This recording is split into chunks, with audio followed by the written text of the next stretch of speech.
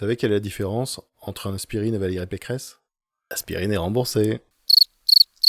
Dimanche avait lieu le premier tour de la présidentielle qui a vu la qualification de Marine Le Pen et Emmanuel Macron pour le deuxième tour. Alors ça, on verra plus tard, c'est dans 15 jours, mais nous, ce qui nous intéresse, c'est les résultats. Et surtout, on a vu des personnes largement dévissées. Déjà, une grosse contre-performance de Éric Zemmour qui s'attendait à faire sans doute beaucoup plus. En tout cas, il y a un mois, il était beaucoup plus haut. Là, il termine à un peu plus de 7%. Et on a l'effondrement total. Alors, Pécresse à moins de 5%, Jadot à moins de 5%, et Anne Hidalgo à moins de 2%.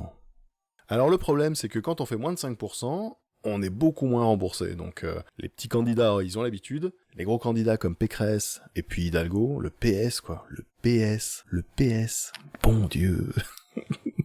On a un astrophysicien récemment, il a dit que la 6e extinction allait arriver. Vous avez évoqué la possibilité d'une 6e extinction des espèces. Comment est-ce que l'homme pourrait disparaître?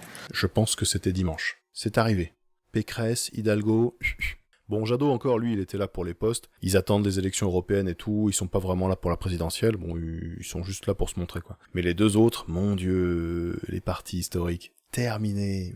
Gone by the wind. C'est comment la musique déjà? Na na na na na na na na. Allez, on regarde ça.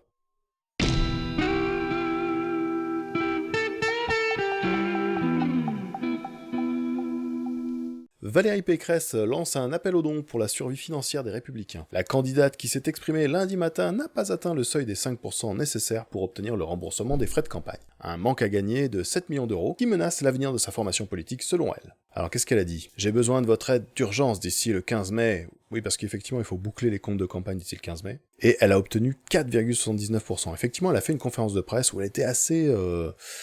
un peu prise, effectivement, tu m'étonnes, si tu dois 7 millions, à mon avis, tu as un petit chagrin dans la gorge, quand même. Elle a dit, s'il vous plaît. Eh oui, alors quand on voit son premier meeting, je pense que les 7 millions, il y en a une bonne part qui a dû passer dans le coaching et l'orthophoniste, parce que c'était vraiment une catastrophe. Mais elle a...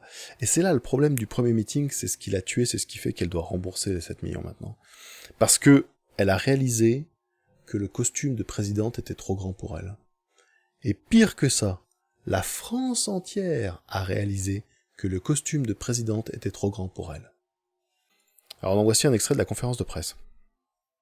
La situation financière de ma campagne est désormais critique. Nous n'avons pas atteint les 5% qui nous permettraient d'obtenir les 7 millions de remboursements de l'État que nous escomptions. Ces 7 millions de remboursements manquent pour boucler le budget de la campagne. Les Républicains ne peuvent pas faire face à ces dépenses. Je suis endetté personnellement à hauteur de 5 millions d'euros.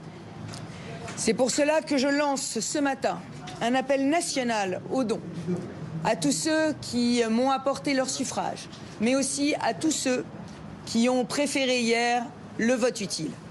Et enfin, à tous les Français qui sont attachés au pluralisme politique et à la liberté d'expression. Ah, il y a un détail qui est assez amusant, c'est que elle remercie ceux qui lui ont apporté ses suffrages et ceux qui ont préféré le vote utile. Donc ça veut dire que elle, c'était pas le vote utile en fait. C'est assez bizarre, mais par contre, pourtant, elle appelle voter Macron, mais le vote utile pour Macron, il était à 28%, il s'en fout. Il était quasi sûr d'être au deuxième tour. Donc en fait, c'est qui le vote utile en fait? C'est Le Pen, c'est même Mélenchon, c'est qui? Non mais y a rien qui va, il faut tout revoir là. Je suis endetté personnellement à hauteur de 5 millions. Effectivement, mais je crois qu'elle a un pécule assez monstrueux. Valérie Pécresse lance donc un appel national aux dons, notamment en ligne. Visiblement émue, et avant de tourner les talons, elle a déclaré qu'il en allait de la survie des Républicains, et au-delà, de la survie de la droite républicaine. Oui, mais c'est comme Hubert Reeves, il nous dit, c'est la 6e extinction, Valérie. C'est fini, là, les Républicains, c'est terminé. C'est pas plus mal, alors je pense pas que ce soit terminé, en fait, parce qu'il reste Wauquiez. C'est un peu comme dans les films, tu vois, il y a un lieutenant qui vient de tomber, mais le grand méchant est toujours là. Ensuite, il y a un tweet, Valérie Pécresse parle d'une situation financière critique après son score inférieur à 5%. Endetté personnellement à hauteur de 5 millions, lance un appel national aux dons, j'ai besoin de votre aide, d'ici le 15 mai. Effectivement, le 15 mai, toujours, la date limite, la date butoir. Et alors, il y en a qui gardent le sourire quand même. Le sénateur Roger Carucci, interrogé quelques minutes plus tôt sur les difficultés financières, il manie l'ironie devant les journalistes. J'espère qu'il y a encore des cafés ici. J'ai pris des pièces pour la machine. Il avait ajouté ne pas être sûr qu'une cagnotte en ligne aurait le même succès que la cagnotte lancée en 2013 par l'UMP pour rembourser ses dettes après l'invalidation des comptes de campagne de la présidentielle de Nicolas Sarkozy. Oui, effectivement, parce que il y avait cette affaire. C'est pas la première fois, en fait, qu'ils font un appel aux dons. La dernière fois, il y avait une espèce d'imbroglio, ou je sais plus exactement ce qu'il y avait. Enfin bref, ils avaient mal compté. On va dire ça. Le parti avait alors recueilli 11 millions d'euros. 11 millions, de Dieu. 11 millions. Allez, dites-moi en commentaire si ça vaut le coup, là. On va regarder. Alors attendez, on va regarder son site de dons. Allez, c'est parti. V Pécresse. V comme Victoire. Ah non.